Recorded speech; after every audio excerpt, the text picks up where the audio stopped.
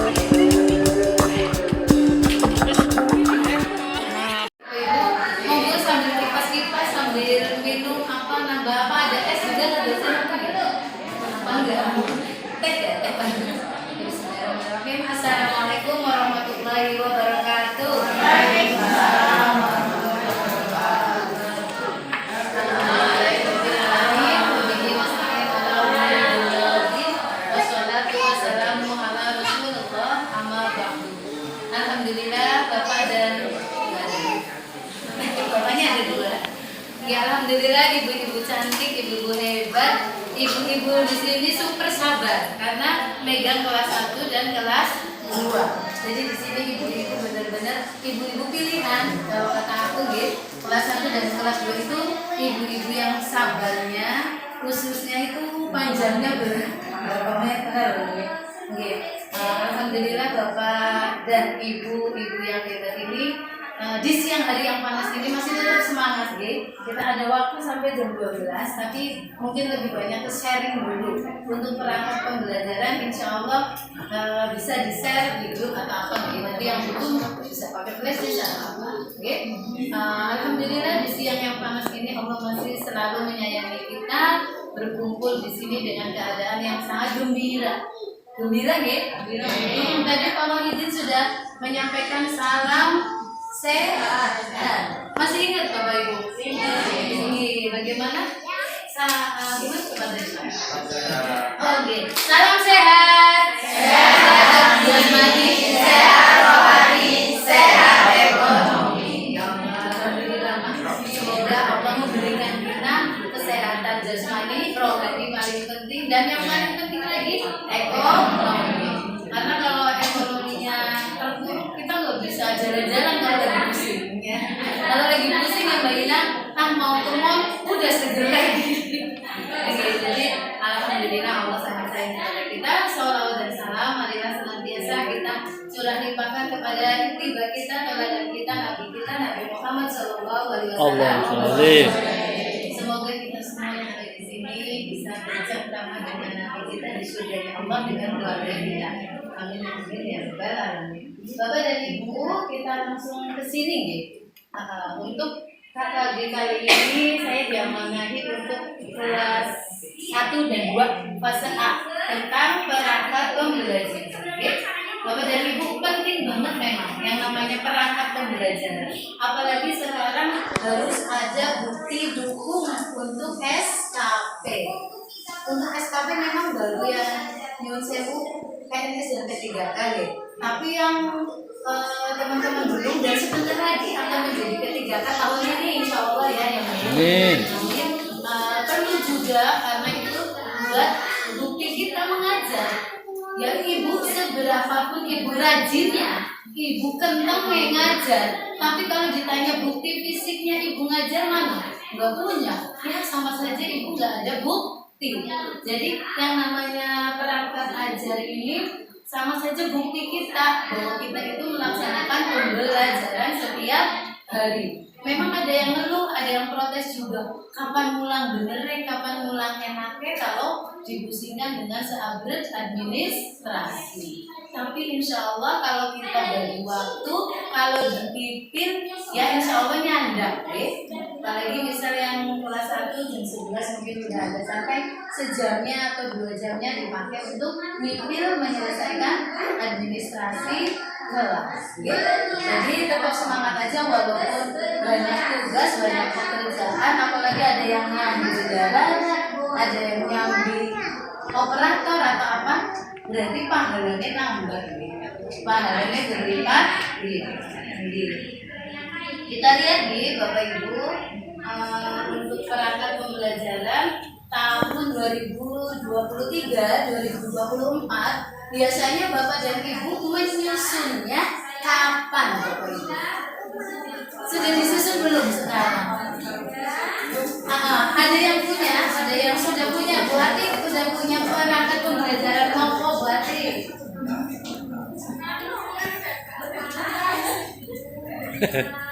Ada di laptop, iya bagus cerdas. Masih di laptop, itu bagus sudah punya. Di HP, di PMM banyak semua modul perangkat banyak di PMM asal kita rajin buka-buka. Nanti di sini juga tak share link-linknya yang bisa ibu cari untuk perangkat pembelajaran kurikulum merdeka ini. Jadi biasanya perangkat pembelajaran itu kita dapat itu di awal atau kita siapkan di awal pembelajaran Bapak dan Ibu. Sekarang kamu belum buru-buru mau nyari KTP, nyari CP aja bingung, nyari modul aja gimana? Gak usah bingung ya Bapak Ibu, semuanya ada. Asal kita mau bertanya. asal kita mau usaha. Jadi aku udah usahanya dalam hati ini dia nih, itu belum cukup. Usahanya tanya sama teman, tanya sama bapak ibu kepala. Jadi idealnya ini disusun sebelum kita muang pelajaran, sebelum mulai pembelajaran. Ibu sudah tahu istilah dari ini kurikulum merdeka, dengan Kurtilas ada perbedaan. Kalau di Kurtilas ada promes, kalau di kurikulum merdeka Kurmer ada prosem, terus ada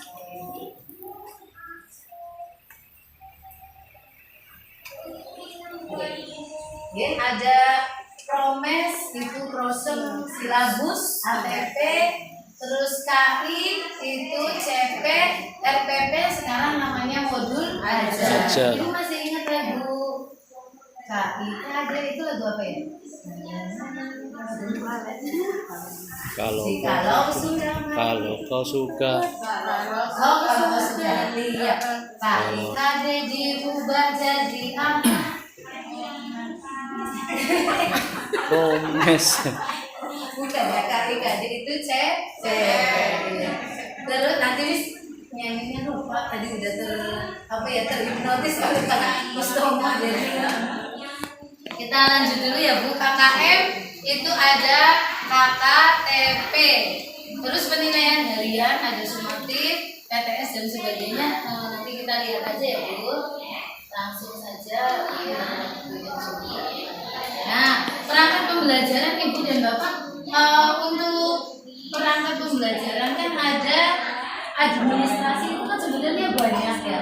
Nah, untuk hari ini kita khususnya ke perangkat pembelajaran yang berkaitan dengan modul ajar atau dengan media pembelajaran. Jadi di sini nggak ada mana ya buku konselingnya, mana ya buku home visit. Itu kalau ditambah itu ya tambah banyak. Jadi yang hari ini dibahas itu yang intinya saat kita mengajar. Nanti yang tambah-tambahannya ada daftar hadir, daftar nilai, buku konseling, buku home visit kalau ibu mau mengunjungi ke rumah, terus ada mutasi, ada kenaikan dan sebagainya. Ini banyak banget ya Bapak dan Ibu. Semua pada bikin ya. Walaupun yang punya dulu punya. Saya juga punya lengkap, tapi hanya satu kali. Terus dipakai aja buat selama mengajar sampai banyak. Kalau zaman dulu mungkin kita pakai buku yang disobek-sobek, yang kayak buku apa ya, bukan itu judulnya terus disobekin kayak gitu. Tapi kalau sekarang mungkin lebihnya ke ngeprint. Ya sekarang itu lebih canggih, malahan teman-teman yang di daerah mana itu teman-temanku malahan pakainya tablet atau iPad ya Bu. Jadi udah kayak buku aja. Dan sebagainya ya.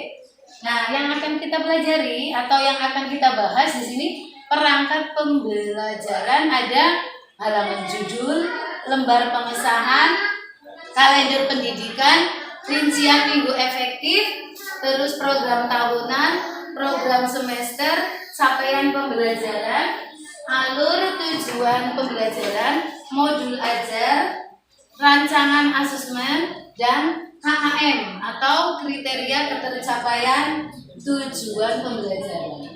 Karena banyak banget, terus kalau dikupas satu persatu tentunya waktu yang tidak cukup Bapak dan Ibu. Jadi nanti bisa Bapak Ibu ambil filenya lah ya, nanti yang membutuhkan bisa nanti saya bagi. Ini saya ngeprint hanya contoh-contohnya saja sebelum melanjutkan Bapak Ibu, saya sebenarnya inginnya sharing dulu sebelum kesini karena yang paling penting di kelas 1, kelas 2 itu kalau menurut saya itu anak-anak bisa membaca dulu anak-anak bisa mengenal huruf, anak-anak bisa mengenal angka. Karena kita udah macam-macam, udah hebat mau ngikutin modul 1, ada pertemuan 1 sampai pertemuan 6 dan sebagainya. Tapi Bu Guru orang bisa ke apa huruf macamnya apa, kita kesusahan juga. karena bapak dan ibu ada mas saya jadi ada bapaknya. Jadi, karena ibu-ibu semua di sini adalah pengelola, ya, manajer di kelas. Bagaimana cara anak bapak dan ibu senang berangkat, senang sekolah, senang nulis. Bapak, anak-anak kangen ke ibu, ya. Atau anak-anak sebel kalau gurunya masuk, ya. Ada yang gurunya galak mau adik, enggak. Insya Allah enggak ada bapak ibu guru galak. Karena saya percaya ibu semua sangat menyayangi anak-anak didik kita, ya.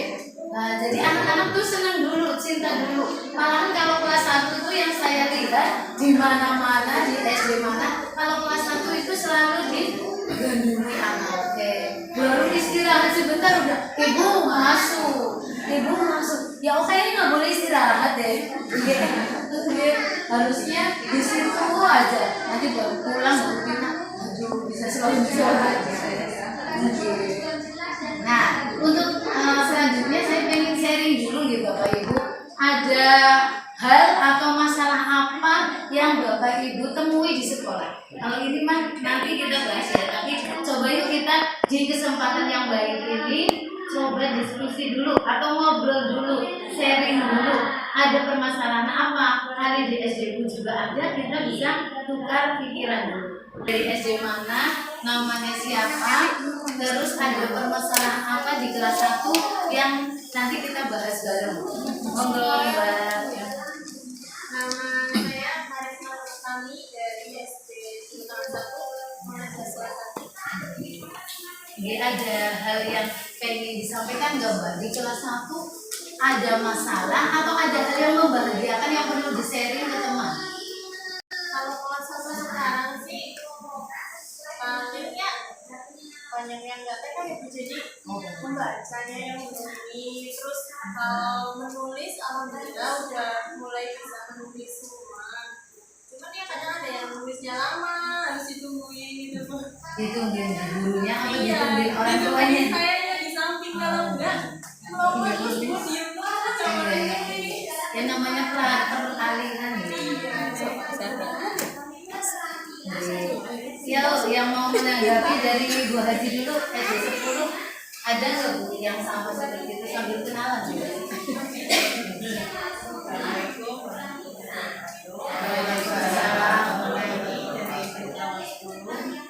Untuk permasalahan kelas itu memang pada dasarnya banyak seperti itu, tinggal kita yang saja ya yang paten, yang mengikuti kemampuan anak gimana supaya terutama yang harus paling diutamakan itu cari stumnya, cari stumnya bisa terlebih dahulu baru kita mulai ke yang lain. Iya.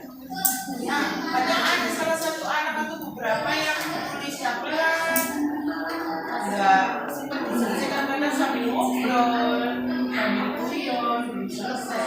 Ya, latihan aja ya. Dulu Bu Haji, jadi Bu Haji sama Mbak Harisma ini masih sama masalahnya, anak yang belum cepat menulis masih harus ditungguin. Yuk lanjut Ibu lagi. Assalamualaikum warahmatullahi wabarakatuh. Waalaikumsalam. Waalaikumsalam. Saya Sri Atika dari SD Kanu 3. Kalau saya ya, SD saya kelas 1, saya belajar kelas 1. Terutama emang iya sama ya, kurikulum itu membaca ya. Tapi saya punya 2, siswa saya punya 2 sama sebelum guru aljabar lah, karena nggak TK, terus untuk menghitungnya juga 20 juga belum nyampe. Tapi ada beberapa anak. Ada 2 anak-anak, 1 sampai 20 aja belum, masih lepotan. Itu. Tapi ya saya juga punya 2 anak lagi, membaca dan menghitungnya udah super sampai bacanya udah kayak koran. Udah pakai bacanya lancar banget. Usia nomor 6. 7 ya Mbak ya, 7 tahun. Saya koran ya. Bacanya udah itu banget, lancar banget Mbak. Sering saya suruh melatih temennya Mbak. Untuk sebaya. Membaca di depan. Tapi cuma itu 2 yang bermasalah, itu 2. berhitung belum sampai 20. Sama kayaknya abjad juga belum hafal banget. Huruf dia belum mengenal huruf besar, huruf kecil. Itu permasalahan saya itu. Udah sudah Sudah. Iya, tapi Bu Haji ada permasalahan apa sambil kenalan gitu. Ini gak apa-apa, insya Allah semua hari ini. Assalamualaikum warahmatullahi wabarakatuh. Waalaikumsalam. Saya Muslimah Partai Islam Indonesia. Saya melakukan kelas juga yang baru tahun ini. Alhamdulillah untuk kelas 2 tahun ini hampir 70% bisa membaca 70% itu juga mungkin bimbingan dari guru kelas 1 yang dulunya. Ya memang tidak semuanya siswa itu mencapai target yang kita inginkan ya. Ada satu dua anak. Ya saya berusaha menghadapinya dengan semampu saya. Misalnya ada yang masih lambat menulisnya, masih lambat membacanya. Saya coba mengerti, saya coba menghubungi orang tuanya, ya supaya bekerja sama dengan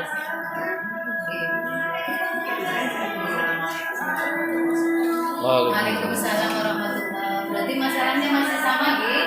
Kelas 2 kelas 1 boleh. Kelas 1 kelas 2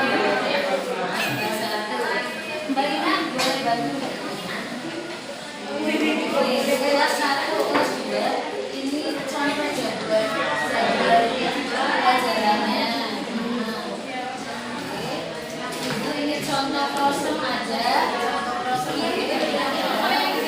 Yang namanya APP juga ada di semua ada.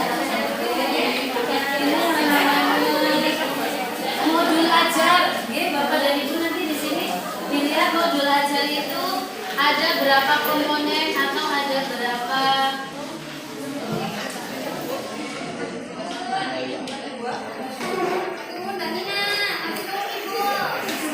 jadi modul ajar itu nanti ada 3 komponen ada informasi umum, yang dimaksud informasi umum ada apa saja, komponen inti ada lampiran, ya. Ibu sudah pernah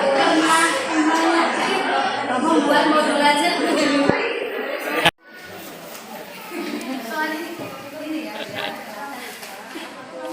Nanti Ibu lihat di jadwal kita analisis pendidikan agama per minggunya berapa, ada berapa jam agama dalam seminggu, terus proyek penguatan Pancasilanya ada berapa, total JP-nya berapa, gampang banget sih, lihat di jadwal.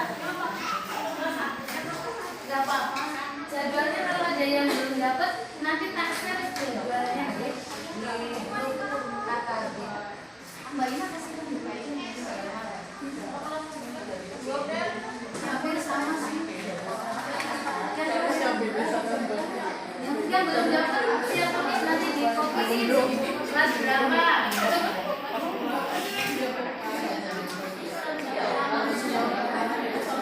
Kalau dari kurikulumnya strukturnya sih sama, cuma garisnya bisa sama karena kelas 1 dan 2 mungkin beda, ada banyak apa. Ibu-ibu semua sudah paham tugasnya? Ya, itu mah buat happy-happyan aja, nggak usah dibikin mumet, dihapus untuk mengulang anak baca. Apa pipis, ada anak gak mau nulis, kayak gini. Itu mah buat happy-happyan biar kita tahu, oh seminggu agama ada berapa jam pelajaran. Oh, kipas ada, ternyata pulang juga ada apa Bu? BTI. Tidak hanya bahasa Jawa. Mungkin seperti itu ibu-ibu hebat. Nanti setelah ini ibu-ibu istirahat, sholat dulu, pulang ke rumah, semuanya selamat, ketemu keluarga, makan siang di rumah masing-masing. Atau ada yang mau berbuka Oh, dia.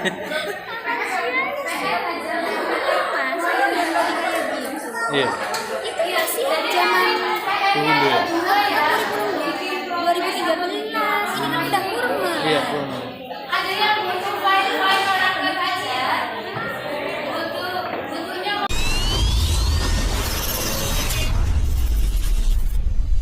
Ini komponennya. Ada informasi umum, ada komponen inti, ada lampiran sama seperti dengan RPP. Kalau informasi umumnya ya identitas sekolah kita lengkap. Ini lengkap, terusan yang harus kita ingat itu fasenya. Jadi kelas 1 2 fase A. Nah, kelas 3 4 kelas 5 6 fase C. Nanti dalam identitas harus muncul. Kebetulan kemarin saya baru ikut diklat, itu telaah modul aja. Telaah modul aja sampai Mas Iqbal itu ini tak udah lengkap, pasti ibu yang ngasih contekan. Kita telaah punya Bu Yuli, waktu itu modul ajar yang saya bawa ke tempat diklat itu punya Bu Yuli. Bisa tanya Mas Iqbal, saya yang nyontekan, padahal bukan. Itu diambil dari PMN. Ternyata dari PMN pun bagus, sudah lengkap, paling disesuaikan dengan itu saja karakteristik peserta didik di daerah kita. Begitu. Misalnya di sana, misalnya berjualannya ke supermarket apa ke mall, di sini kita tidak ada. Misalnya kalau di daerah saya di Kubang Sari tidak ada, ya. Yang ada saja ke sawah, misalnya, artinya ke sawah, tentang pekerjaannya. Kalau di perkotaan wira swasta, pedagang, misalnya disesuaikan dengan karakteristik lingkungan kita. Yang satu tujuan pembelajaran, terus yang keduanya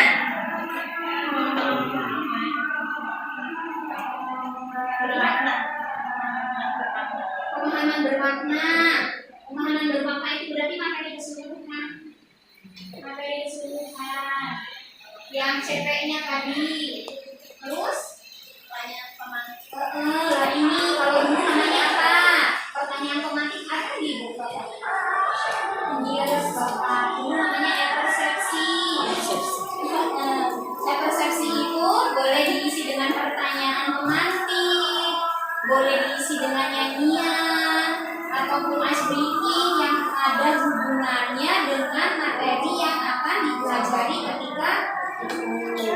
Kalau dulu namanya e-persepsi, kalau sekarang namanya pertanyaan tematik, sama, sebenarnya sama. Terus di ini sampai ke lampiran-lampirannya, lanjut mau. Ini komponennya. Ini ya tadi sudah dijelaskan. Oh, ini jenjang sekolahnya SD, kelasnya tadi. Terus alokasi waktunya RPP itu biasanya untuk 1 kali pertemuan, misalnya 3 jam pelajaran atau 2 jam pelajaran gitu. Lanjut mau.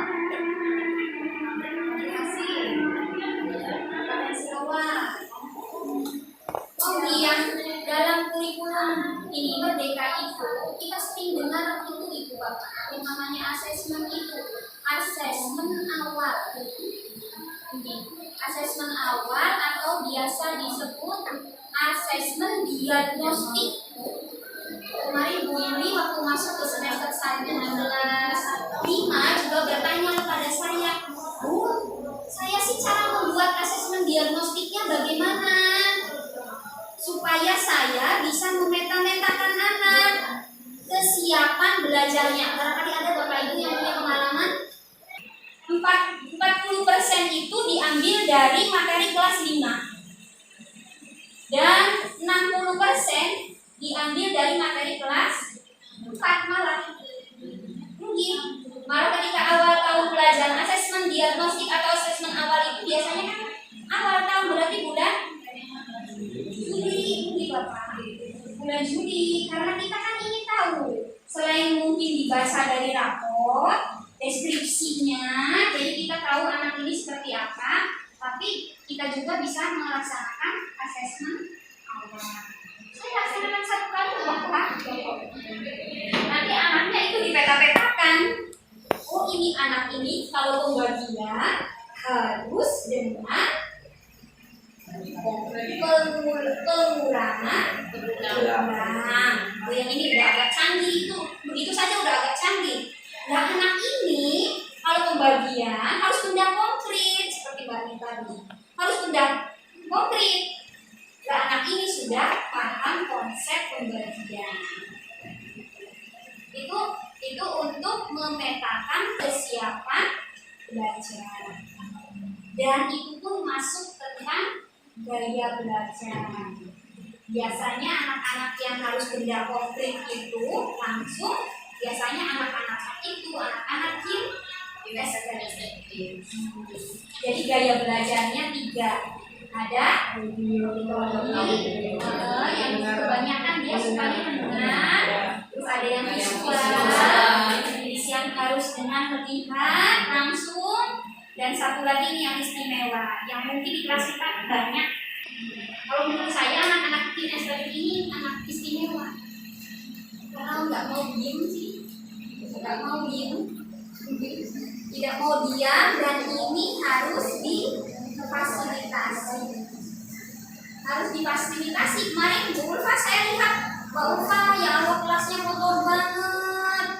Ya itu anak-anak kinestetik itu nyari batu keluar, nyari sedotan dipotong-potong. Leres itu. Dia itu istimewa anak-anak kinestetik ini. Terus kemudian tadi ini saya apa ya? Yang asesmen jadi ke situ yang ke asesmen diagnostik awal kalau dalam kurikulum merdeka. Dan asesmen itu kan ada 2 nih, ada yang formatif, ada yang sumatif.